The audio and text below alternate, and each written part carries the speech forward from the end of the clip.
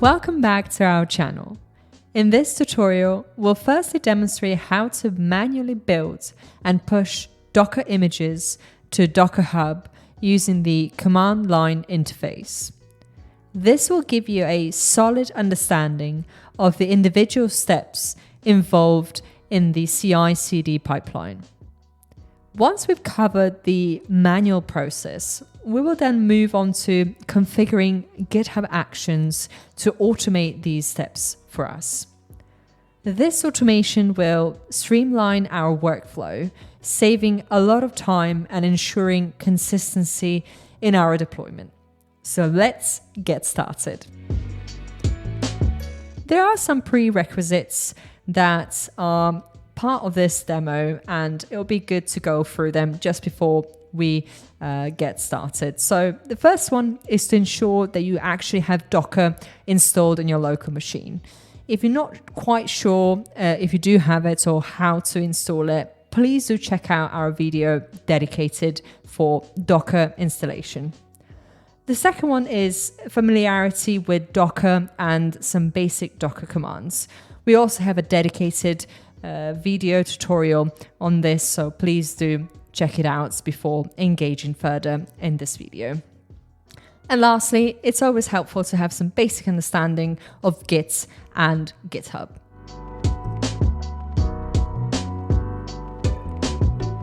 All right, let's start by going through our GitHub repository. So we have created a dedicated repository for this demo containing all the necessary files to really do the basic testing and of course building of the Docker image.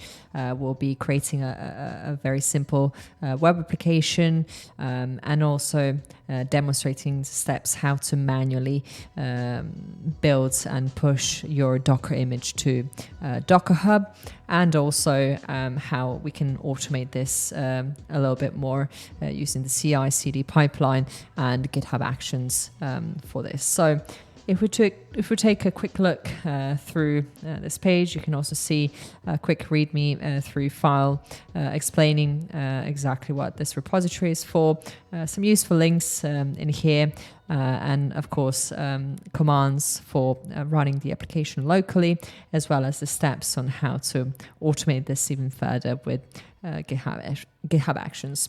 So without further ado, let's start by forking this repository. So we will create our own copy of this repository. So do make sure you have already your accounts set up and that you're actually logged into your GitHub account. So I'll click here on fork, and here you'll be able to see owner. So this is my personal account.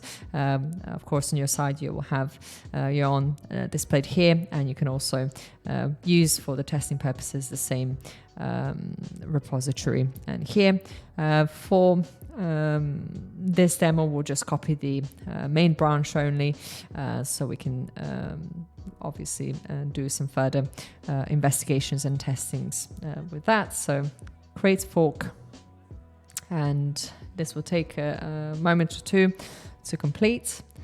And as you can see here now, it's been forked and linked to our account. So the actual location is coming from headintheclouds, but you also have it here forked in your own account. And with that being completed, we will copy the URL, and we will probably use Visual Studio Code for this demo just because of its convenience. We'll be going through the files and also using terminal at the same time. So this is already a previously created Docker or headintheclouds in general directory that we'll be using for testing purposes. So in here, let's just do git clone and paste the URL in. And if we do ll or expand in here, you'll be able to see our repository that we've just cloned down on our local machine. And let's just make sure we're actually in the right directory. in here, we will go through, so let me just bring this down and open up the, let's say, index.html file. In here, you'll be able to see very basic CSS styling, so specifying background, alignment, height, margin, color of the font, and the type, etc. Also the size and some basic text in here for HTML, just stating the welcome to the head in the clouds and giving a brief description of what this page is going to be about. And we also have a Docker file, so very simple, once again using nginx Alpine as a base image, and we're also copying the index.html to the nginx default public directory. So with that being in place, we will extend this terminal just so we can start running our commands to build the Docker image. So let's just make sure there are no other images or containers running to interfere with this. We will start by typing docker run, and then we will give it a name. Let's say taking the actual name of your DockerHub account. So if you go back to your internet browser, and in here you'll be able to find your DockerHub account. So we will paste that in here, and we'll also give it a name. Let's say Docker manual DockerHub. And we can also specify the tag name, so the version can be 010, and we'll also put a dot here in the end, which indicates that the Dockerfile is located in the current directory. So let's press enter. It's unable to find the image. Oh, sorry, we are not running the right command. Docker build. We're building the image first, and then we'll be running it. So let's do Docker images. The image is there, and we'll do Docker run. We'll do -d. We'll give it a name. Let's say Docker test app. We'll use port 8080, and we will paste in the image with the tag name of 010. And let's make sure that container is actually up and running. So if we do localhost 8080, there it is. We can see the welcome to Head in the Clouds web app, and brief description that we saw early in our index.html page. And with that being already done, we want to make sure that we are actually connected from our local machine to DockerHub. So we will run a command to ensure that we've actually logged in. If you're not sure you're using the correct account, you can always type docker logout, and that will make sure that all the login credentials are removed, and then you can just log back in with your Docker login command. And in here, you can specify your username. Again, if you're not sure, you can always go back to DockerHub and find it under here. So let's press enter, and I'll put in my password. And shortly, we should be able to see that the login has been succeeded. There it is. So now we will run the command to push the newly created image on our local machine to DockerHub. So we will once again list all the images to get the name, and then we'll run docker push. We'll copy the actual name of the image, and we'll also give it the tag, which is over here, and press enter. That will start preparing the image. So we'll probably take a few moments to complete it. This is something you can see as we've previously tested it with our Head in the Clouds account. So maybe there's some caching going on in the background, hence being mounted from there. But at the same time, it should work even without caching, of course, as it's going to be building the image for the first time. So this is now showing as completed. So if you would go back to your DockerHub and refresh the page, you'll be able to see the Docker manual DockerHub image that we've just pushed now. And if you go into the actual image in here, you'll be able to find some additional information about the image itself, so such as tags, so you can list all of the tags in here. At the moment we only have one, which is 010. You can also go through builds, collaborators, webhooks, and settings. Here you can also delete the actual repository once you're done. And lastly, this command over here on the right hand side is to use it to push, let's say, a new tag, something that you've been working on, like a new feature, to this repository. So you can also use that with a different tag name. All right, now we will go through our GitHub Actions workflow. So let's minimize this for a second, and we'll open up this file called Docker image build. We just want to cover step by step to actually understand the entire workflow, how it's been set up to automate these tasks when changes are made, of course, to our code. So the actual workflow, it runs in two events. So we've got push to main branch. So what does this actually mean for us? So whenever we commit or push changes, let's say directly to the main branch, the workflow starts automatically, which helps us to ensure that if there are any, let's say, changes or updates to our main code base, they are properly built, tested, and deployed as needed. The next one are pull requests. So the actual workflow also runs when we open up a new pull request, or when we add commits to an existing, let's say, pull requests. And this also ensures that any kind of proposed changes are validated before they're actually merged into our main branch, which is really, really useful. Of course, these triggers, they do help us in reality, of course, to maintain our code quality with the automation in place for all the testing purposes, and some other tasks, providing continuous integration and continuous deployments for our projects.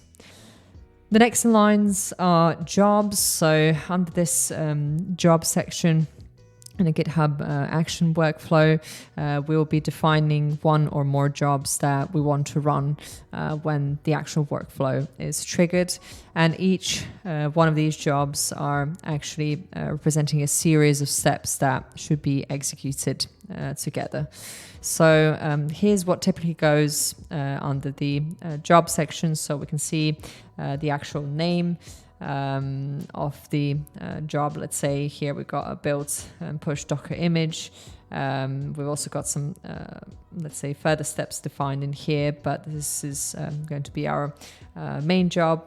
We also have runs on, which is here, especially using Ubuntu latest, which is a type of environments, virtual environment the job will be running on. So it can be either Ubuntu, macOS, Windows, etc. And lastly, the actual steps, which is a sequence of tasks or actions that this specific job should perform. These steps can include, let's say, setting up dependencies, or running specific commands, or even log into DockerHub, executing all sorts of testings and deployments, let's say, of the code, etc. So let's go further through each one of these steps. So the first one in here, we've got Docker BuildX, which is a powerful tool that extends, let's say, Docker's capabilities for building images, especially useful for, let's say, multi-platform builds and optimizations. And setting it up and really ensures that our Docker builds will be efficient and flexible. So this step ensures that the environment is properly configured for using Docker build-x, and it is including all the necessary dependencies and configurations. The next one here, we've got Docker login. So in order to be able to log into our DockerHub accounts, we've seen how we did that previously by manually running the CLI commands in our terminal. In the actual GitHub Actions Workflow, we can use the Docker login action. In this case, we're using version 3, which helps us authenticate with DockerHub using the username and password, which are actually stored in our secret. So in a moment, we'll see how actually we can do this. Login is absolutely necessary in order to authenticate and authorize the Docker client to be able to push, obviously, images to our DockerHub accounts. And this action provides a secure way to access DockerHub and to also manage images. So by using GitHub secrets to store the DockerHub credentials, of course, security is also maintained, since sensitive information like passwords are not directly exposed or embedded, hard-coded, let's say, in our workflow files. Now we've got Docker metadata for image. So metadata for Docker images includes information like tags and labels, which are absolutely essential for identifying, managing, and versioning images. Tags also help us organize and differentiate images, such as, let's say, indicating the version or a type of the image that we're trying to build. And labels can also provide us with additional information about the image itself. Let's say maybe a specific purpose or a maintainer, or even, let's say, environment variables. So by generating this metadata before building the image, it does ensure that the image will be properly labeled and tagged, making it really easier for us to manage and reference later on. And lastly, we've got build and push to DockerHub. So this is pretty much the core step where the Docker image is actually built from the provided Dockerfile and pushed to DockerHub. The actual build process takes the Dockerfile and any associated files and compiles them into a Docker image according to, let's say, specified instructions. And then it pushes the resulting image to the specified registry. In this case, it's going to be DockerHub. And of course, by placing this step last, it actually ensures that all the necessary setup and preparations, including, let's say, authentication, metadata generation, etc., have been completed before initiating the resource-intensive builds and push process. So the order of these steps are pretty crucial to ensure basically the workflow executes smoothly and efficiently. So do make sure that you're setting up the environments and authenticating it with DockerHub as one of the first primary things to do to provide, let's say, all the necessary prerequisites for the subsequent steps. Also generating metadata before the actual build ensures that the image is properly labeled and tagged, which is absolutely important for organization and versioning.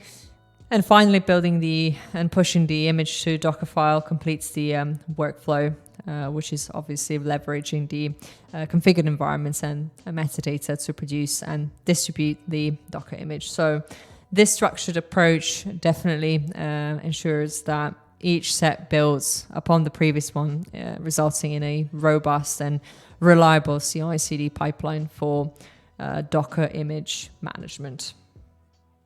Integrating your GitHub repository with DockerHub involves securely storing your DockerHub credentials in GitHub repository secrets. This enables automated workflows like building and pushing Docker images from your GitHub repository to DockerHub. Storing sensitive information like usernames and passwords as secrets ensures that they are encrypted and not exposed directly in your repository's code or logs. Of course, this helps with maintaining security's best practices. By configuring your GitHub repository to use DockerHub credentials stored in secrets, you're actually enabling automated workflows. So for instance, if you're automatically building Docker images when code is actually being changed and then pushed to your repository, you can then push those images to DockerHub without having to manually intervene.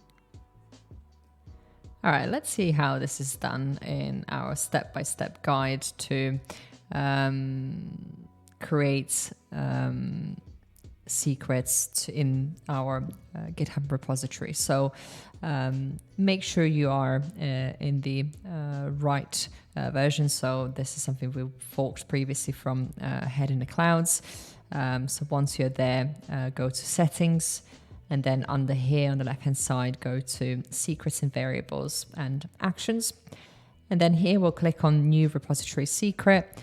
Do make sure that you're actually adding the correct variable names. So if you're not sure, you can always go back to the Docker image build YAML file, the actual workflow we specified previously, and copy the variable name, which will be Docker_username for adding the Docker username secret, and also the one for Docker password. So we'll now pause our video to add this information here, and we'll resume once that's completed. Perfect. Now in here we can see our Docker username and Docker password listed under our repository secrets, and that is also matching the names of the variables we have specified in the YAML file, which is great. So now that we have included the DockerHub credentials using the secrets in our GitHub Actions Workflow, it means that we have completed all the necessary steps to authenticate with DockerHub as well. And this also means that our workflow can now securely interact with DockerHub using the provided credentials to perform actions such as building and pushing Docker images. So now that we've set up the secrets and confirmed that the workflow contains the correct references to our secrets, we are ready to proceed with the next step, which is triggering the actual workflow. All right, so we can trigger the workflow manually by pushing changes to our repository from the local machine. So once again, we'll bring back up the terminal and make sure we are actually in the right directory. Perfect. And in here, we can actually see that we are currently working in the main branch, but for best practices, we will actually create and change to a new branch by running this command. So git checkout -b for branch. I'll use my initials MS and let's say call it something that this particular action is going to be related to. So we're just triggering the workflow. As you can see now, it's been switched to a new branch called MS Docker Workflow. And this is particularly good practice, especially if you're working with your colleagues, other developers, and you want to create like an isolated environment, maybe call it a feature branch where you can work on your code, test it, develop it before you further decide to commit it and merge to the main code or your main branch.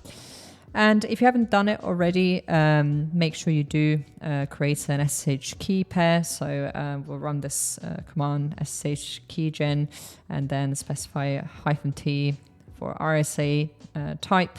And then we'll use -b for 4096. And then in here, you can specify your email address, say example.com. And if you press enter, that will create your new key pair. You can also do cat or copy the public key and go to GitHub. So if you click on your image here and then other settings, you also have a section called SSH and GPG keys. In there you can click on create a new SSH key and paste the key in there and save it. So once that's completed, go back to the terminal and we'll run the following command to update the URL to actually use the SSH instead of HTTPS.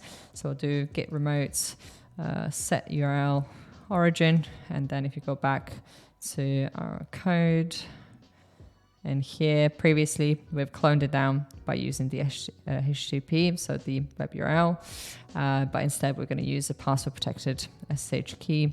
So we'll copy this in here. And if we do git status, at the moment there are no commits in this branch. So let's just make sure we check through finally our workflow. Oh, and here, instead of using headintheclouds, of course, this is something that we've cloned or forked previously from our main repository. We'll change this to my personal Docker account, and we will be using version 1 for this image that we're creating, and everything else looks pretty good. So we did actually a change to this workflow, and if we extend our terminal in here, we'll do git status again, and we can see that we've actually made some changes. So it's been triggered as modified, and we'll do git add to commit these changes we've done locally. So if we do git status once again, we can see that's now turned to green.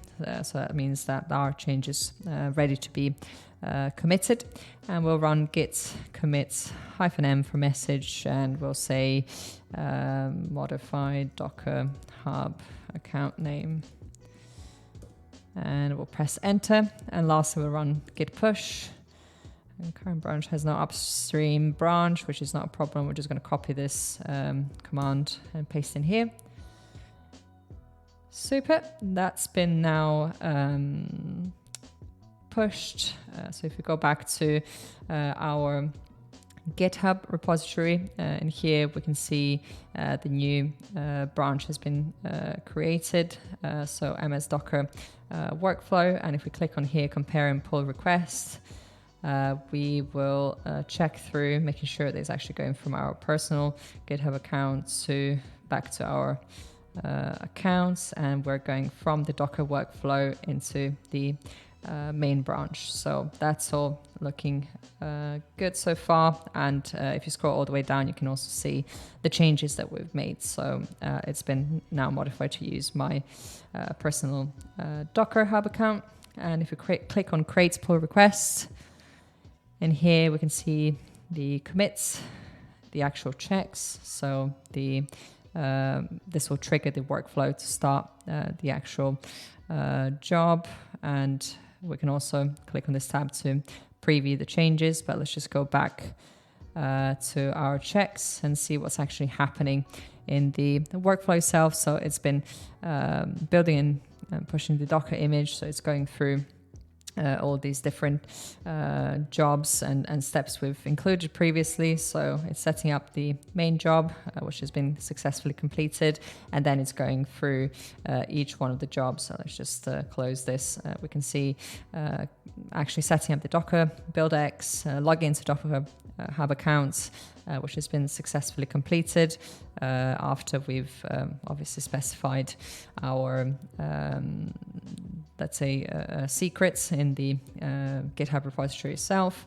We've also created metadata for image, and we managed to successfully pull it to build it and push it to DockerHub itself. So if I go back to my accounts, repositories, we can see the previous one. So the Docker manual, DockerHub, we've created firstly manually, and the one we've just created with the CI a few minutes ago, it's been pushed to my personal DockerHub account, which is absolutely great.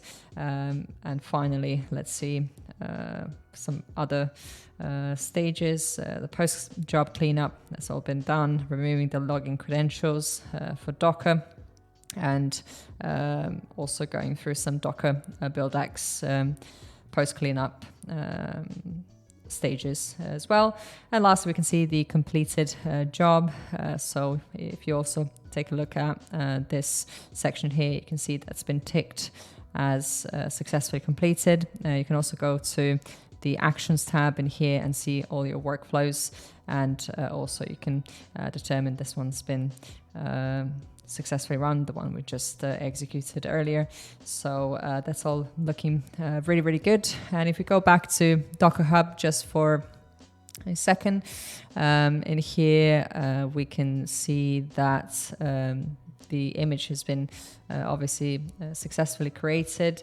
You can also check through different, let's say, versions of the tag. You can also use this command to do Docker pull. If you're, for example, working in different environments and you want to use this specific image, you can just copy this command. And you can also go through different tabs for builds. If you have any other collaborators for the specific repository, webhooks and settings, you can also delete the actual repository in here.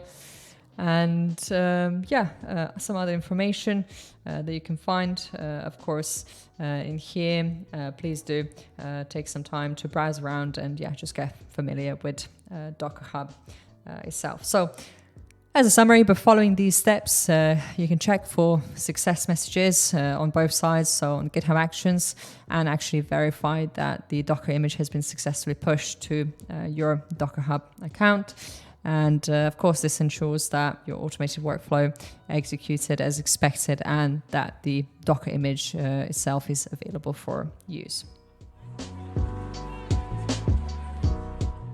In this video, we have been through the powerful synergy between GitHub Actions and DockerHub, really showing how effortlessly you can automate Docker image building and pushing directly from your GitHub repository. So this demonstration highlighted the simplicity and obviously efficiency of this integration, making the actual development workflows even smoother. For our next video, we will actually explore a very similar setup.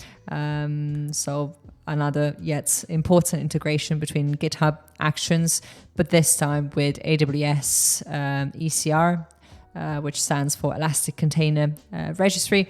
We'll explain how to seamlessly incorporate AWS ECR into our CI/CD pipeline, improving the containerized application deployment process.